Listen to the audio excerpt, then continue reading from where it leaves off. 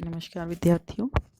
आज की कक्षा में हम प्रेमचंद द्वारा लिखित कहानी कफन के चरित्र चित्रण के ऊपर विचार विमर्श करेंगे।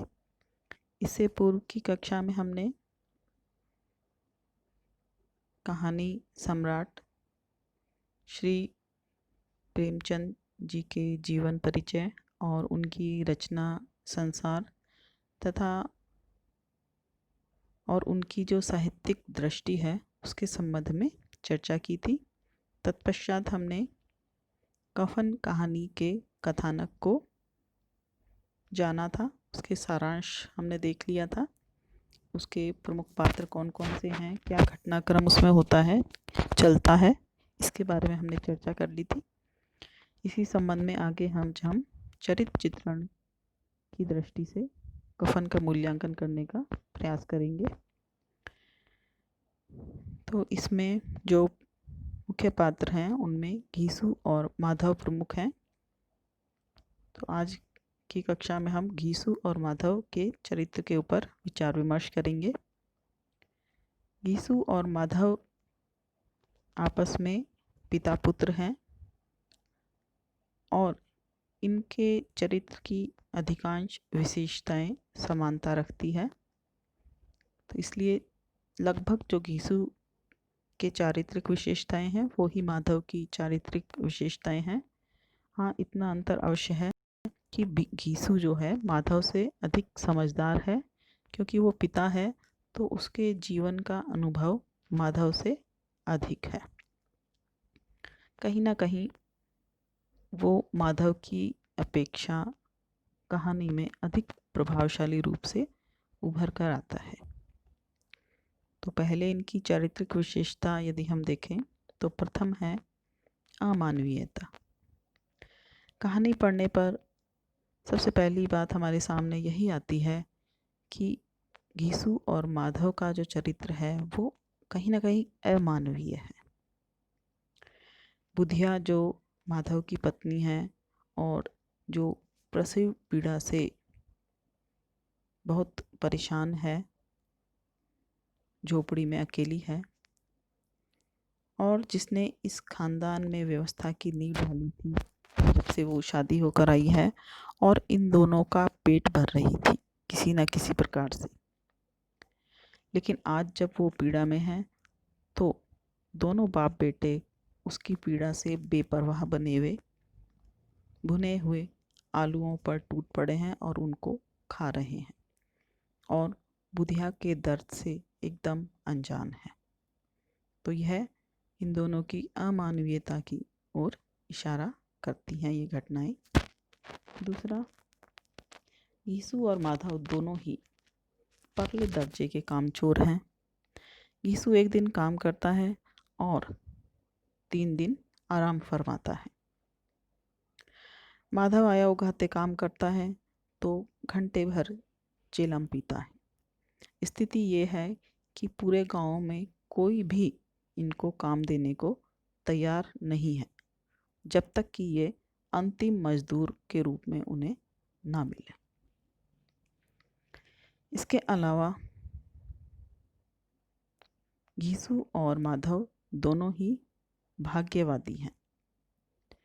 ऐसा लगता है कि घीसू तो सच्चे अर्थ में मलूक दास का चेला है।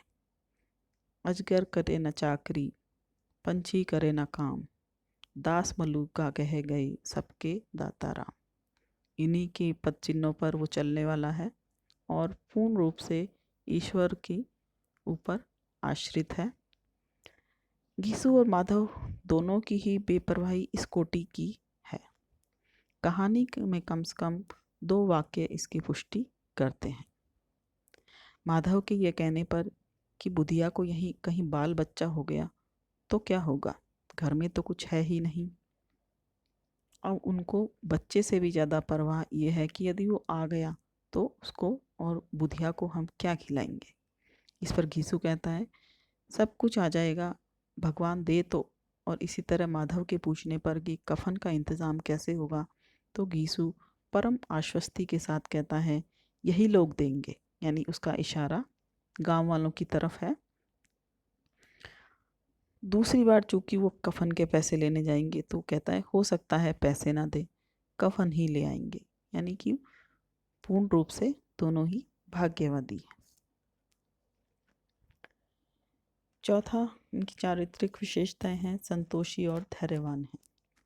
गीसु और माधव में संतोष और धैर्य, संयम और नियम की पराकाष्ठा है। प्रेमचंद जी लिखते हैं कि अगर दोनों साधु होते तो उन्हें संतोष और धैर्य के लिए संयम और नियम की बिल्कुल ज़रूरत न थी, क्योंकि वो तो पहले से ही परम धर्मी और परम संतोषी प्राणी हैं। उनको किसी चीज़ की आवश्यकता नहीं है, उनके मन में किसी चीज़ की लालसा नहीं है। यही तो प्रकृति का नियम है। घर में मिट्टी के 2-4 बर्तन के सिवा उनकी कोई संपत्ति नहीं और चीथड़ों से अपनी नग्नता को ढके हुए जिए जाते हैं। यानी कि दोनों ही कार्य के प्रति, संपत्ति के प्रति बिल्कुल भी इनके मन में कोई मोह नहीं है। अब है विचारशीलता। गीसु और माधव दोनों ही पात्र कहीं ना कहीं विचारशील अवश्य हैं।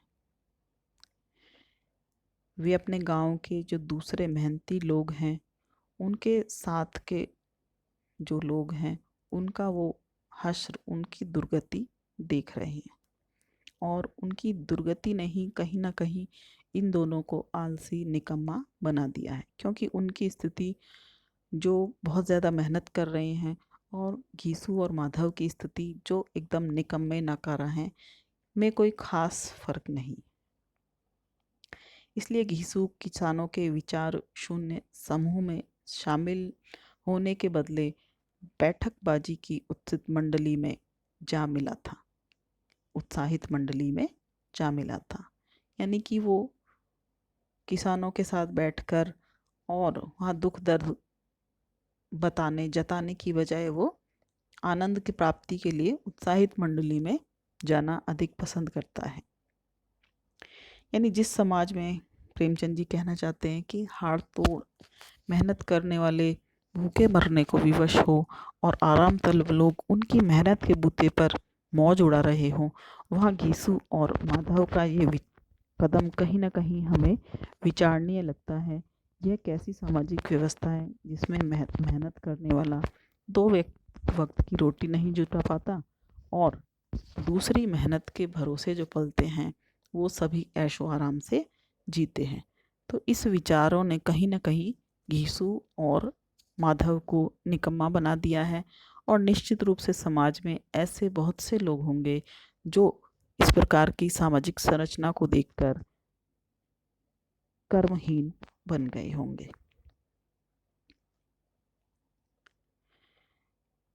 घीसू और माधव चाहे कितने भी नाकारा हों, लेकिन कम से कम वो शोषक वर्ग के हाथों की कठपुतली नहीं है। शोषक वर्ग गांव में जो दूसरे किसानों का, मजदूरों का शोषण करता है, वह घीसू और माधव का शोषण नहीं कर पाता है। वो उनके हाथ ही नहीं आते। वो इतने चतुर हैं कि कितना भी काम करा लो लेकिन वो काम करते नहीं हैं। यानी कि उनको शोषक वर्ग की पहचान है। वो उनको पता है कि ये हमारा फ़ायदा ही उठाएंगे, इससे हमें कोई कुछ हासिल नहीं होना, कुछ लाभ नहीं होना, हमारे जीवन का जो स्तर है उसमें कोई परिवर्तन नहीं आना है।